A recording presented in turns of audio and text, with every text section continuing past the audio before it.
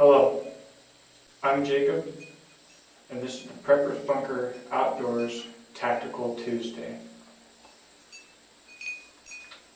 To be tactical, to have equipment that is tactical, to have training and tactics that are tactical, you must first understand the situation for which you will need those tactics. You need to know your enemy.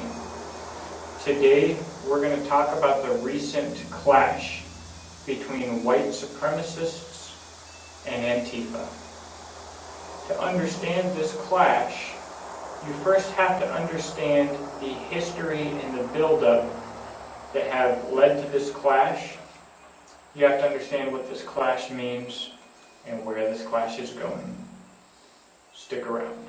First, let's talk about history, specifically education. If a populace does not understand how a government works, then they cannot hold that government accountable. For instance, if you do not understand how a bill or a law is passed, then you might think, she agrees, then you might think that the president or the Supreme Court makes the law. Clearly, that's not the case. For the government to properly educate its citizens would be counterproductive to the government's own well-being. But they have to teach something that looks like history. So, what I personally, I'm coming up on my bachelor's degree now, what I've personally essentially had in every single history class for the last 20 years has been Civil War slave history. Okay, that's fine. You know, it is a big part of American history. The problem is the way that the curriculum is designed is misleading and leaves a large, goodness gracious, goat. Get down. Leaves a large segment of the population to believe that the Civil War was fought over slavery. It's not the case. In fact, slavery is nothing more than propaganda in the Civil War for recruitment. Now, if slavery was, in fact, the reason for the Civil War, then why did Kentucky join the Union only if they could continue to have slavery? That would seem kind of counterintuitive.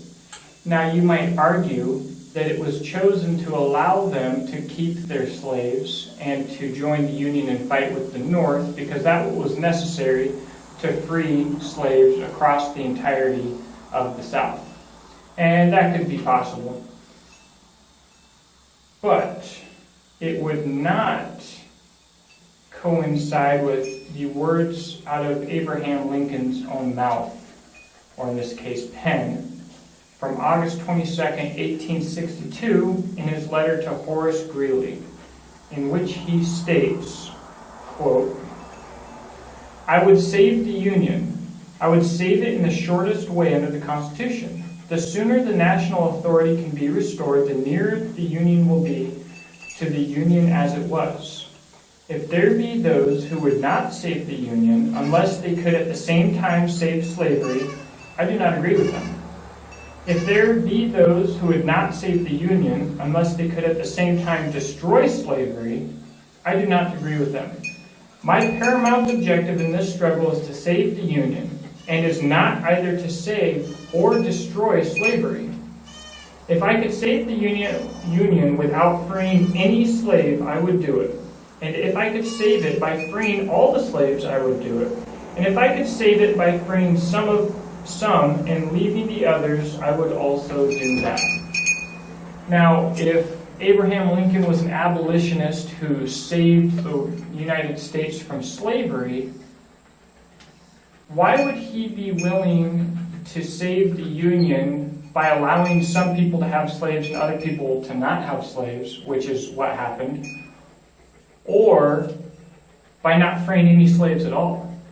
If the purpose of the Civil War for Abraham Lincoln was to free slaves, how could he ever say something like that?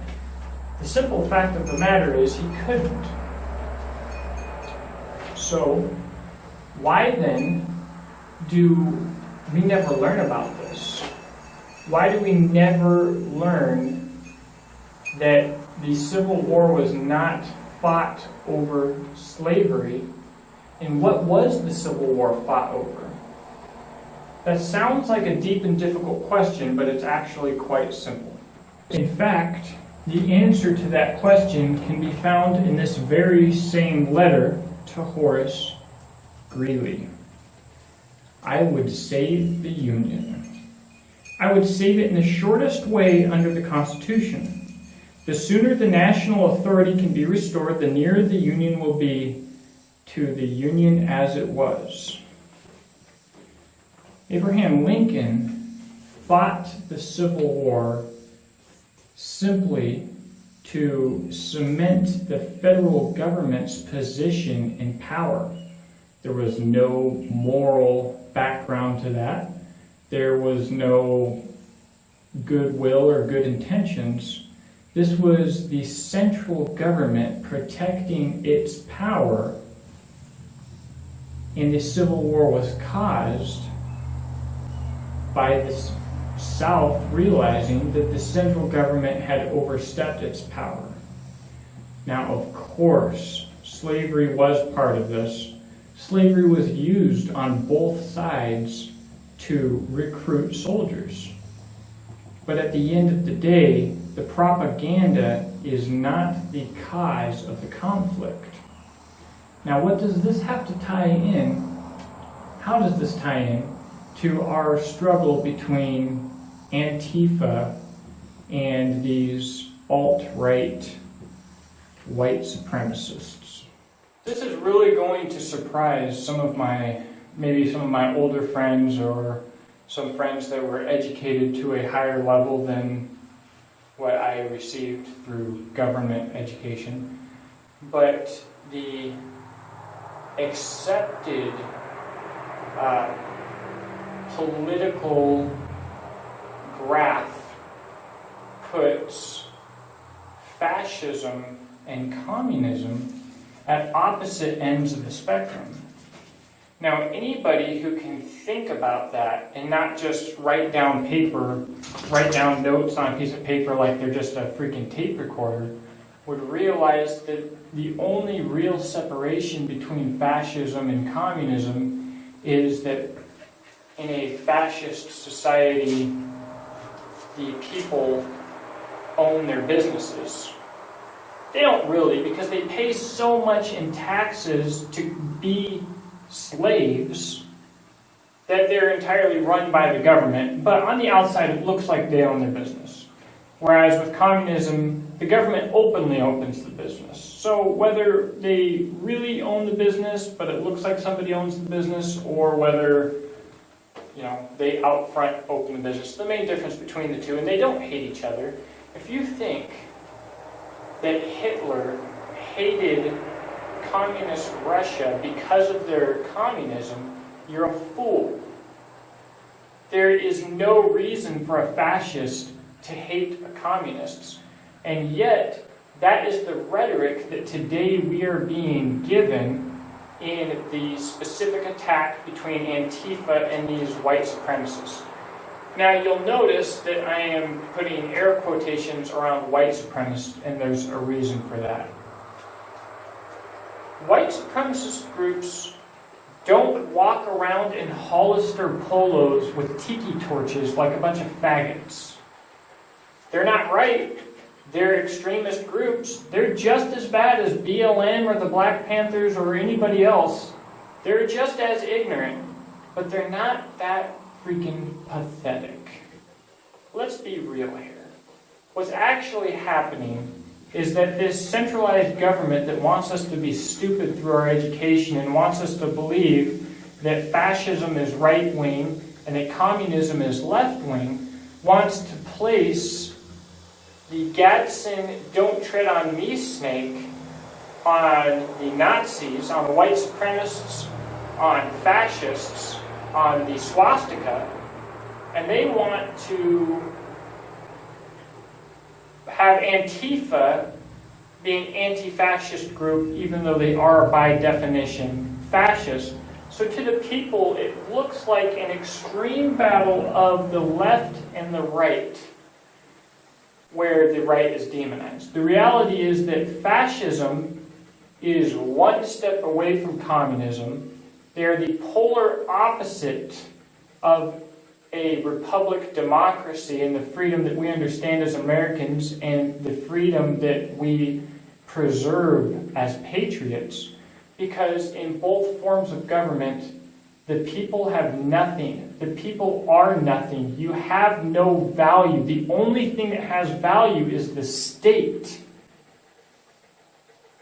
Polar opposite of which is a government that is restricted, purposefully restrained, that cannot grow. The reason that the framers restricted their own U.S. government was because they understand that the government will work in its own self-interest. And for the government to self-preserve and to work in its own self-interest, they must take power away from the people. That is what the framers and the founding fathers did not want. And yet the people in their prosperity have become so stupid that they are begging for it. They are just begging for it. How does this tie in to tactics, to being tactical? Once again, if you want to be tactical, you have to understand your enemy. You have to understand the tactics that will be necessary. To understand the battle that's coming in the future, as always, we have to look to the past. If you want to understand the absolute propaganda and psyops mission that is going on today, right now, that has been building up for the last 20 to 50 years through our government-funded education, which exists not to educate the civilians, but to pacify the civilians and to further the government agenda, all you need to do, look in our history, look in the world's history, and specifically